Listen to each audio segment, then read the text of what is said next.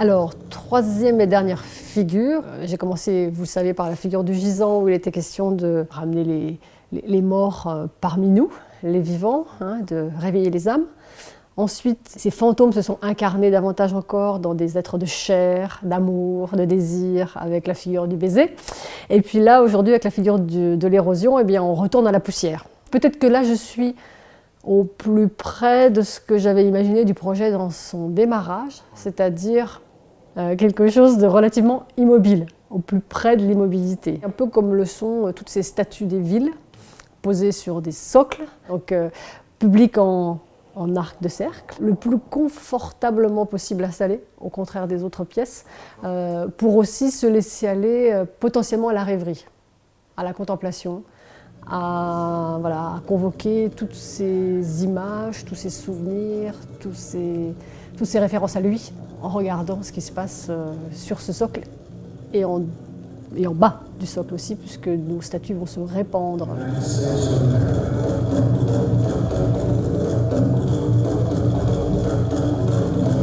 Pour la recherche en mouvement, en fait, on est un petit peu sur, on est quelque chose de plus abstrait, en fait, puisqu'on a beaucoup questionné au musée départemental de l'art à l'antique, par exemple, les spécialistes de la conservation des œuvres. Donc, ils sont aux prises avec la dégradation. Voilà. Donc, on leur a demandé, mais c'est quoi qui dégrade les œuvres? Alors, du coup, on a fait toute une liste entre la fonte progressive, l'effritement, morceau par morceau, la fissure, la cassure, l'explosion avec le gel. Enfin, il y a plein de phénomènes naturels ou humains qui font que, de toute façon, les choses se dégradent. Voilà. Donc ça, c'est énorme, en fait, ce travail-là, parce que c'est de la physique-chimie appliquée au corps humain. C'est-à-dire comment est-ce qu'on peut rendre des impressions perceptibles de manière un peu sensible par le spectateur, sans lui dire on est en train de travailler la fissure. Voilà. Et dans cette recherche, par exemple, de la matière physique, une matière qui soit un peu dense, un peu dure, qui ne soit pas faite de chair et de fluide et d'os comme la nôtre, j'étais partie un jour d'un exercice où il fallait que qu'un danseur, en fait, tout en bougeant, au ralenti, subisse la pression coordonnée de tous les autres, donc, qui fait qu'il a une résistance autour de son corps qu'il doit accorder avec son propre mouvement. Donc ça, c'était juste un exercice pour trouver de la densité. Et en fait, l'exercice, ça va faire 14 minutes de spectacle. Parce que c'est le meilleur moyen de commencer, en fait, de passer de l'immobilité à quelque chose qui petit à petit se met en mouvement avec difficulté, avec entrave, jusqu'à devenir plus fluide, plus léger et pouvoir sortir du socle. Ça, c'est vraiment une énorme part du travail de morphing. Comment on construit et on déconstruit en permanence des figures arrêtées, en groupe, en solo, chaque figure étant pour elle riche d'évocations entre je dirais les statues commémoratives. Il y a plusieurs cadres, hein. Il y a le côté guerrier, le côté victorieux, le côté doloriste, le côté entraide, le côté prière, donc il y a tout un registre. Ça, j'ai regardé, j'ai fait une étude, mais qu'est-ce qui est raconté là? Donc nous, on a envie de réveiller chez tout un chacun, par les corps, mais aussi par la bande-son, tout un ensemble de vécus possibles. Enfin, moi, j'ai pas vécu mai 68, mais je sais qu'il y en a qui l'ont vécu. Donc, on a vécu récemment d'autres manifestations plus ou moins violentes. Il y a le souvenir des guerres qui est quand même chez nous présent, ne serait-ce que par le témoignage des grands-parents ou les images d'archives qu'on a pu voir, et qui sont, je pense, communes, en tout cas à toutes les villes françaises. Donc on a une petite part d'invention, potentiellement, dans chaque lieu, dans chaque ville. Effectivement, une statue un peu emblématique d'une ville, ça peut être un personnage historique, ou bien une statue de groupe, dont on va emprunter, vraiment en grande proximité, la première image. Voilà, donc on va reproduire tout ou partie de la statue. Et puis on va commencer à fondre, à disparaître, à transformer ce premier état dans ce qu'on connaît, nous, de notre pièce. Ça, c'est l'hypothèse numéro 1. Hypothèse numéro 2, c'était que peut-être dans une ville, il y a une place qui mériterait une statue, mais qui n'en a pas.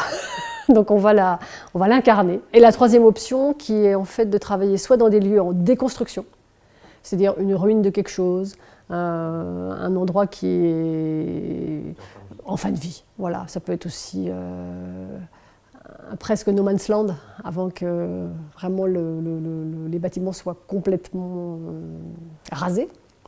Donc là, on travaille sur la mémoire de ce qui a pu se passer et puis on accompagne cette lente dégradation. Ou au contraire, ce qui nous paraissait aussi intéressant, mais qui va être compliqué, je pense, c'est d'aller dans des zones de chantier, c'est-à-dire où il y a des émergences de construction.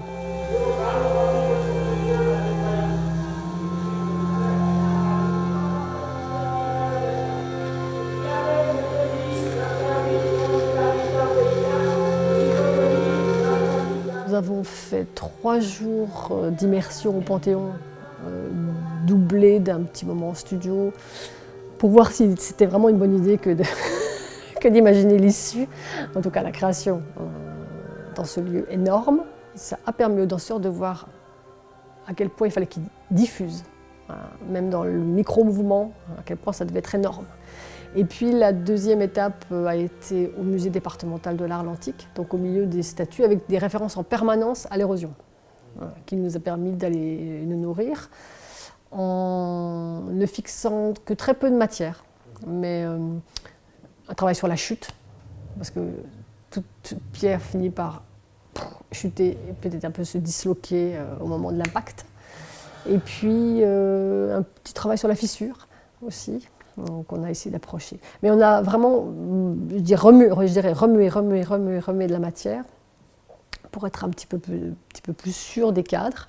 Et là, ici à l'atelier, on commence à fixer, avec la difficulté que ça a de faire des choix ou d'attraper la chose par un bout, puis on se rend compte quand on creuse, parce que là, quand on est dans l'infiniment petit, on n'en finit pas de creuser, de voir toutes les couches qu'il y a à travailler avant que ça soit dans cet état de perfection qu'on espère.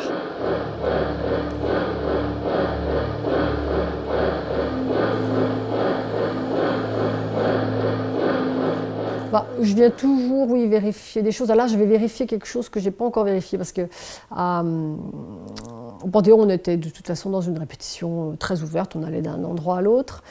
À Arles, la répétition publique s'est vue finalement en déambulation, c'est-à-dire qu'on s'est mis in situ à l'intérieur d'une œuvre, d'une autre, troisième, donc on a bougé. Et chaque proposition, qu'elle soit improvisée ou un peu fixée, en fait, elle résonnait énormément par rapport aux statues présentes. Ici, on est dans une configuration, on est un peu entre les deux premiers lieux, c'est-à-dire une relative immensité, avec une perspective, avec notre socle au bout, et puis une absence totale de référence, voilà, et de résonance. Donc comment est-ce que ça va jouer, cette histoire-là ça m'intéresse, parce que ça va peut-être nous arriver un jour ou l'autre. Voilà. Et puis, après, je reste sur l'idée de toujours morceler pour l'instant la répétition, parce que je ne sais pas tout à fait dans quel sens les choses vont. Voilà. Je les mets dans un sens qui me semble juste, c'est-à-dire de l'abstraction la plus totale, en passant par l'incarnation des figures, donc le côté presque un peu expressionnisme ou grotesque, et puis après le retour à la poussière, donc à la matière. Donc je place mes extraits comme ça.